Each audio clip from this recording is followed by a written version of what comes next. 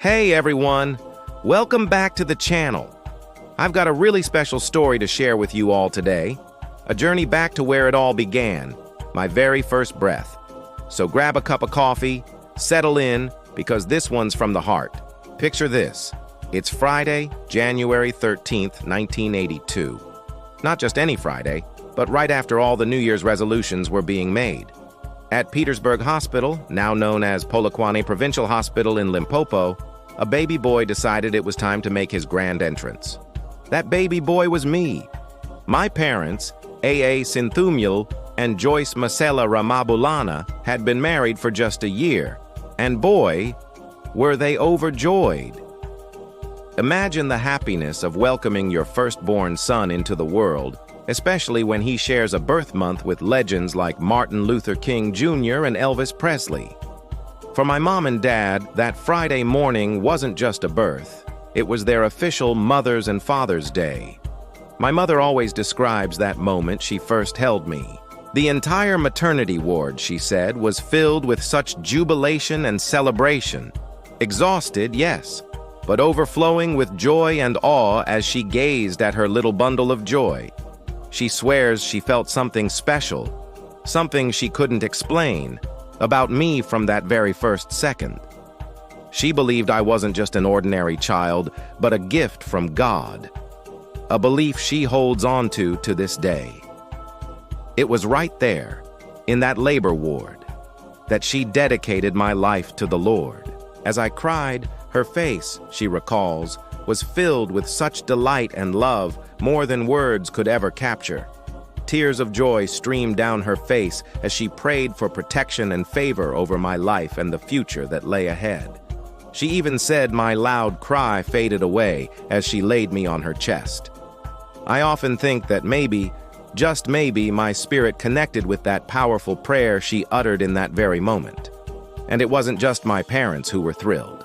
Both the Ramabulana and Setwaba families were absolutely overwhelmed with excitement. The news of a male child spread like wildfire. Everyone couldn't wait to see this little one who was to be named Mikado by his paternal grandmother. Now, this isn't just any name. I was named after Chief Mikado Ramabulana, the 19th century chief of the Singo dynasty of the Venda tribe. He was the youngest son of Kosi Ramabulana, and my grandmother, with all her wisdom, saw fit to name me after him, Chief Mikado Chilwavhusiko, which means someone who fights at night. Ramabulana. This name carries the legacy of a great warrior who fought and defended the Venda tribe during the Mfefu-Boer War in 1898. Powerful, right?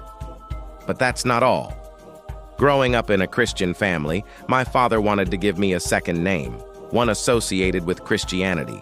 So he named me Freedom. Freedom was a name he deeply loved, as it reminded him of a Zimbabwean missionary, musician, and pastor named Freedom Sengwayo, who later became Freedom Sithole.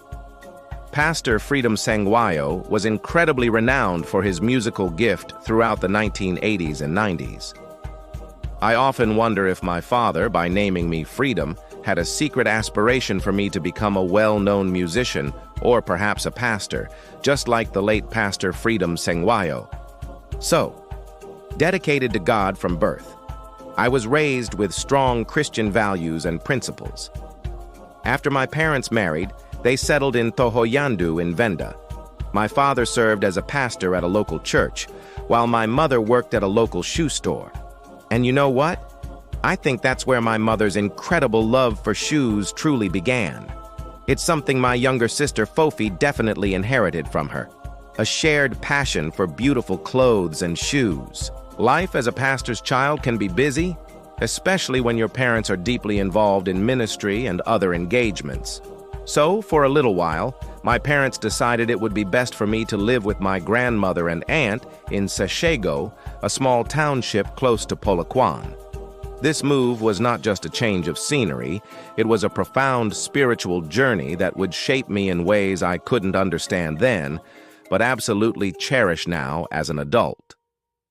My grandmother, the late Coco Leah, was a St. John Church prophetess, and her ministry was heavily influenced by the powerful Madame Christina Mokotoli-Nku. Growing up around her wasn't just living with family, it was an immersive spiritual experience. I was constantly surrounded by the vibrant sounds of different brass bands, the soul-stirring melodies of church choral singing, and the rich harmonies of African hymns. I remember seeing so many people, all dressed impeccably in their church attire, coming for spiritual cleansing and consultations. Because my grandmother's church was fundamentally rooted in the doctrine of prophecy, I witnessed countless individuals seeking her for spiritual guidance. This often included prophecies, deliverance sessions, and healing. One particular Friday night stands out vividly in my memory. It was an African initiation church service hosted at my late Aunt Rachel A.'s house, a place I lovingly called my second home. I recall people arriving with their bags and blankets, ready to attend a cross-night prayer service. A small white and blue tent was pitched right next to my aunt's gate, ready for the evening's spiritual journey. And here is something that always stuck with me. Some people even brought empty 5-liter and 2-liter bottles, hoping to fill them with what they believed to be holy water from my grandmother. My grandmother, Coco Leah, was revered. She held the title of Mamo Sebeletsi, which translates to spiritual mother. This title was bestowed upon women who operated as prophets, helping people find healing and listening to their prayer requests during consultations. Before she became born again, Coco Leah was highly regarded as a prophetess within her former church. She was seen as a seer, a healer, and indeed, a spiritual mother. As a prophetess, she was believed to speak divine words of wisdom and was expected to perform essential priestly duties. It was widely believed that her priestly duties possessed the power to save and liberate people from sickness, oppression, barrenness, and even to predict the future. In her church, congregants held prophets and prophetesses in incredibly high esteem, viewing them as gifted individuals who were seen as half human and half divine.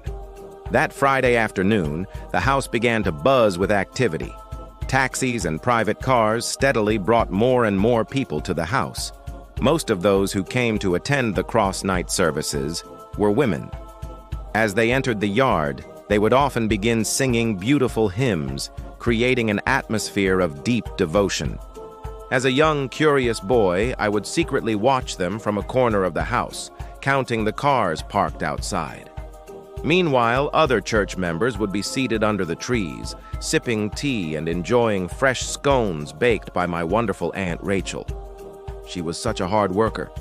I still remember how she cooked for all those guests by herself. Our small house, for those special occasions, was transformed into a spiritual sanctuary, a place where visitors would come once a year for spiritual upliftment and cleansing rituals. It was an incredible upbringing, full of spiritual depth and rich family history that truly shaped who I am today. Thank you so much for letting me share this personal journey with you all. I hope you enjoyed this peek into my early life. If you did, please give this video a thumbs up, subscribe to the channel for more stories and content, and hit that notification bell so you don't miss out on anything new. Your support means the world to me. See you in the next one.